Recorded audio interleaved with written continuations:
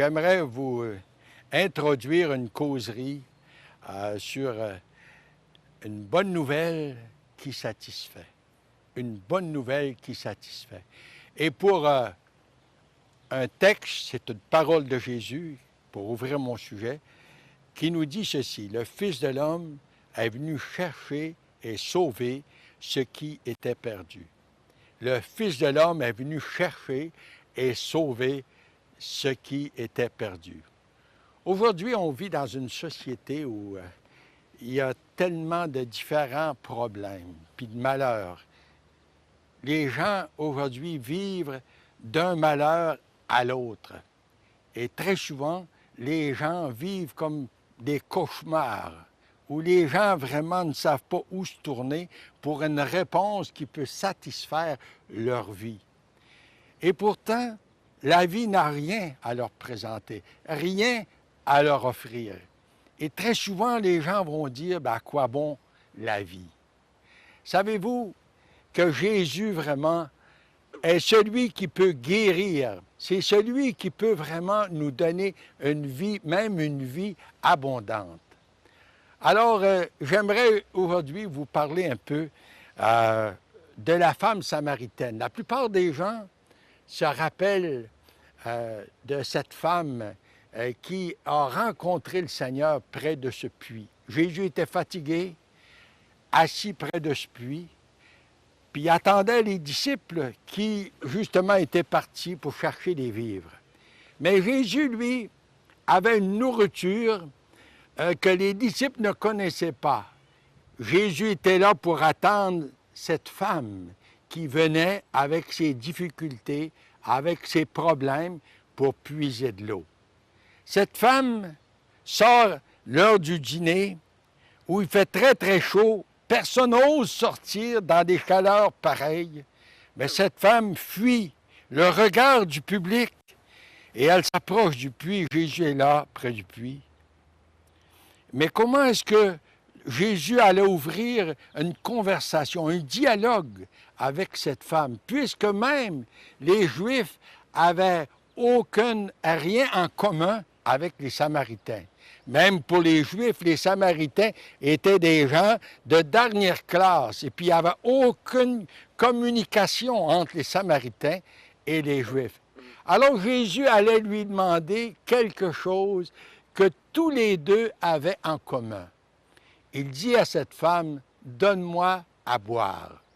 Donne-moi à boire. » La femme surprise, un Juif étranger qui lui parle et qui lui pose cette question, « Donne-moi à boire. » Alors cette femme a dit, « Comment toi qui es juif, tu oses me parler à moi, une Samaritaine? » Alors le Seigneur lui dit, « Si tu connaissais le don de Dieu, et celui qui te dit, « Donne-moi à boire », c'est toi qui lui aurais demandé à boire. Puis lui t'aurait donné de l'eau vive, si tu connaissais le don de Dieu. » Alors, cher ami, je m'arrête un petit moment, puis je vous pose la question. Vous, le connaissez-vous, Jésus, en termes personnels puis intimes? On peut savoir bien des choses sur la vie de Jésus, mais ce n'est pas vraiment le connaître. Vous savez, je peux, moi, savoir certaines choses de Stephen Harper, le premier ministre du Canada, mais est-ce que je le connais vraiment? Bien sûr que non, je ne le connais pas. Mais si je l'invite, par exemple, pour une partie de golf, je ne sais pas s'il joue au golf, mais en fait, ou pour une tournée de pêche, et puis qu'il accepte, puis que je passe une journée avec lui, alors je pourrais dire, oui, j'ai rencontré Stephen Harper, et puis je le connais au moins dans une certaine mesure.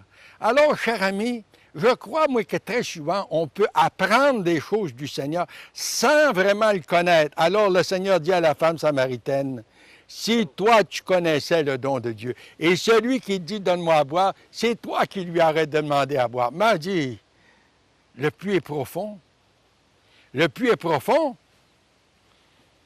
Comment est-ce que tu peux puiser de l'eau? » Alors, le Seigneur de lui dire, « Celui qui boit de cette eau, bien, il aura encore soif. Mais celui qui boit de l'eau que moi je lui donnerai n'aura jamais soif. Et l'eau que je lui donnerai deviendra en lui une source d'eau qui jaillira jusque dans la vie éternelle. Bien sûr que l'eau dont Jésus parlait présentait une vie abondante. C'est justement ce que cette femme vraiment... Ben, elle dit, Seigneur, donne-moi cette eau-là, afin que je vienne puiser ici pour puiser. Le Seigneur était là pour répondre à ses besoins. Le Seigneur connaissait justement cette femme, mais elle ne comprenait pas ce langage, puis elle ne connaissait pas qui lui parlait, en fait. Alors Jésus de lui dire, va puis appelle ton mari. Et cette femme lui dit, ben, j'ai pas de mari. Tu as bien fait de dire, je n'ai pas de mari. Tu as eu 5 maris. Puis celui avec qui tu vis présentement, là, ben c'est pas ton mari. Alors cette femme est tout à fait surprise de voir que Jésus pouvait vraiment répondre et voir toute la vie de cette femme. Chers amis, savez-vous que Jésus vous connaît aujourd'hui? Et si vraiment vous vivez des difficultés, des problèmes, le Seigneur est parfaitement conscient de vos difficultés, de vos problèmes. Vous ne pouvez cacher rien. Et le Seigneur peut vraiment répondre à vos besoins, comme il a fait ici à la femme samaritaine. Le Seigneur pouvait répondre à ses besoins. Bien sûr qu'elle essaie de se cacher, vous savez, derrière la façade de la religion. Elle dit, nos pères ont adoré ici sur cette montagne. C'est comme si elle lui disait, bien ça c'est notre religion ici, même si elle était sans doute pas pratiquante du tout. Alors, vous savez, le Seigneur dit, Dieu cherche des vrais adorateurs qui vont adorer le Père en esprit puis en vérité. Alors, la femme samaritaine lui dit finalement, elle dit, je sais que le Messie doit venir. Les Samaritains espéraient ou attendaient le Messie promis dans l'Ancien Testament, dans la parole. Et le Seigneur de lui répondre, je le suis, moi qui te parle. Elle avait besoin de cette rencontre avec Jésus. Elle avait besoin de connaître le véritable Messie, le véritable Sauveur. Et c'est lui qui allait transformer la vie de cette femme. Chers amis, vous aussi, vous avez besoin de connaître Jésus. Non seulement savoir des choses de lui, mais vraiment le connaître. Et vous pouvez le connaître vraiment en vous humiliant devant lui, et puis en lui ouvrant votre cœur, et puis dans une simple prière, lui demander de vous pardonner. D'abord, il connaît, il sait tout de votre vie. Et lui peut transformer, lui peut vous donner cette vie abondante. Oui, Jésus s'offre à vous, il s'offre vraiment à tout le monde.